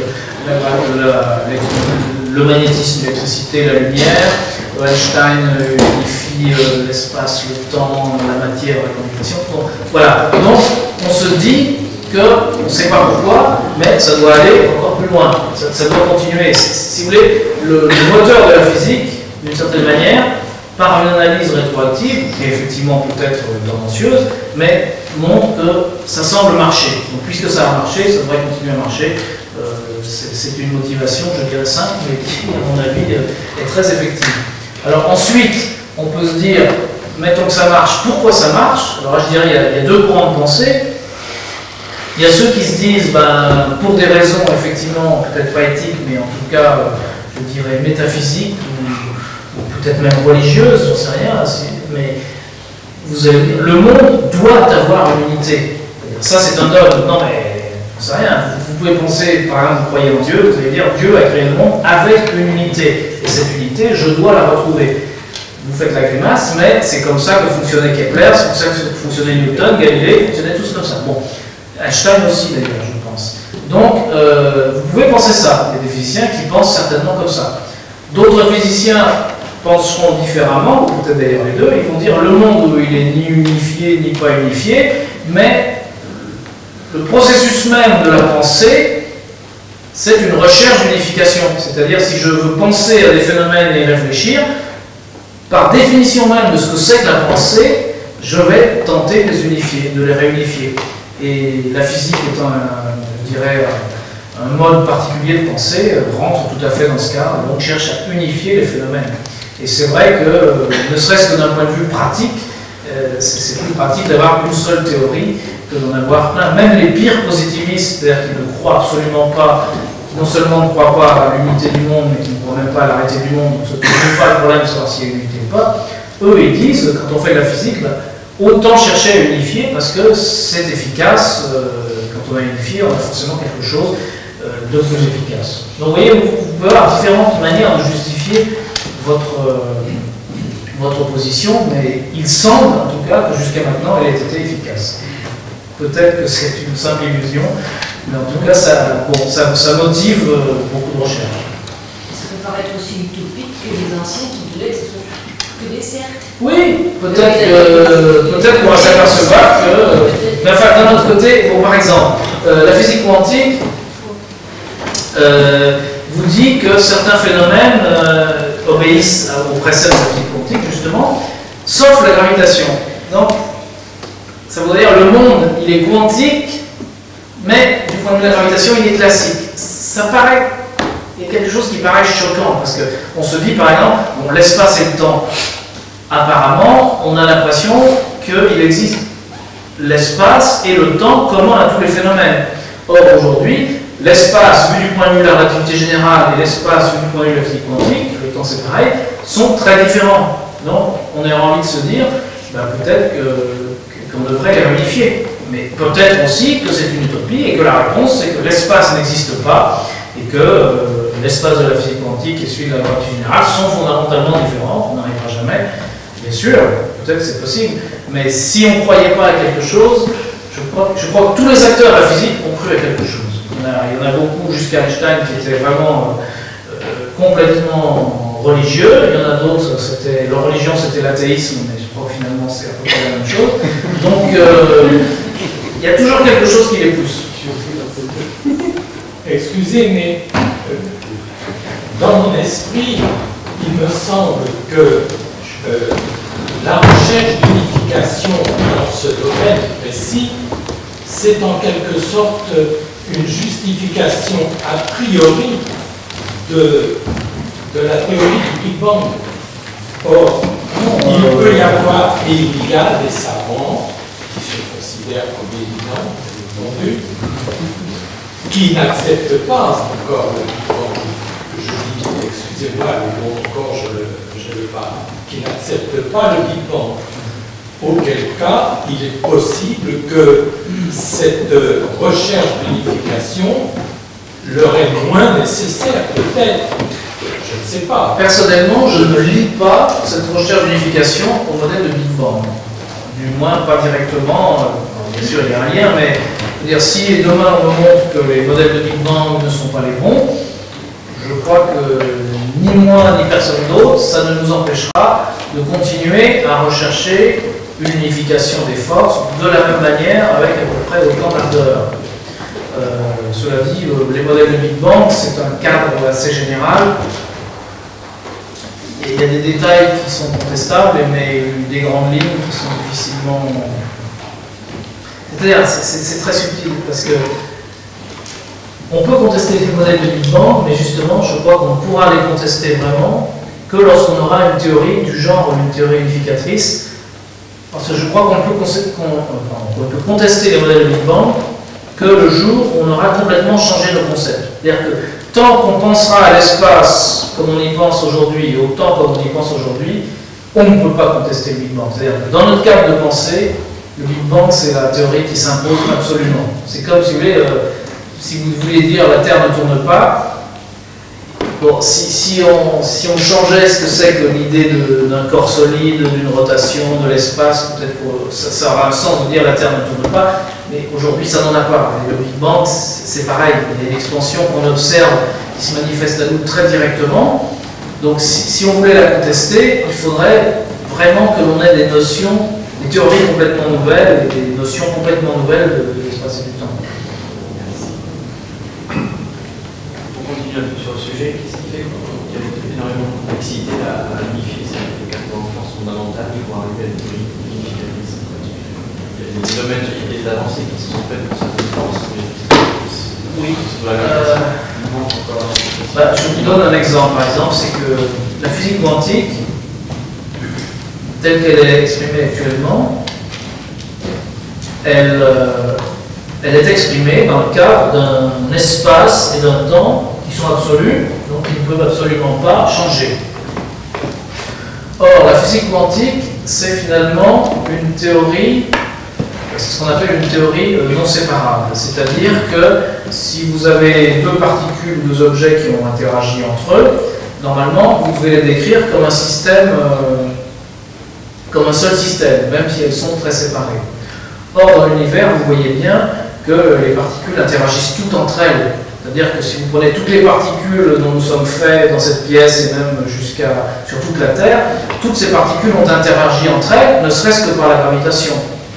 Donc, du point de vue de la physique quantique, elles ne forment toutes qu'un seul système et on doit les traiter comme ça. Mais le problème, c'est que ce système, eh bien, c'est un système qui est en partie de nature gravitationnelle. Donc, du point de vue de la gravitation, l'espace et le temps doivent fluctuer. Donc, par simple logique, la physique quantique devrait traiter la gravitation, donc devrait traiter les fluctuations de l'espace et du temps. Or, elle est énoncée dans un espace et dans un temps qui sont figés et qui ne peuvent pas fluctuer. Donc, déjà une première contradiction. Il y a beaucoup d'autres manières de les exprimer. Par exemple, il y a ce qu'on appelle en physique quantique le principe d'incertitude qui interdit de localiser complètement une particule. Mais en pensée, on pourrait sans doute imaginer des processus gravitationnels, de nature gravitationnelle, qui permettraient de localiser une particule. Donc il y a une contradiction. Mais quelle que soit l'expérience de pensée fondamentale que vous concevez, finalement, je crois que ça règle une contradiction. Donc les concepts sont différents, enfin, tout est différent.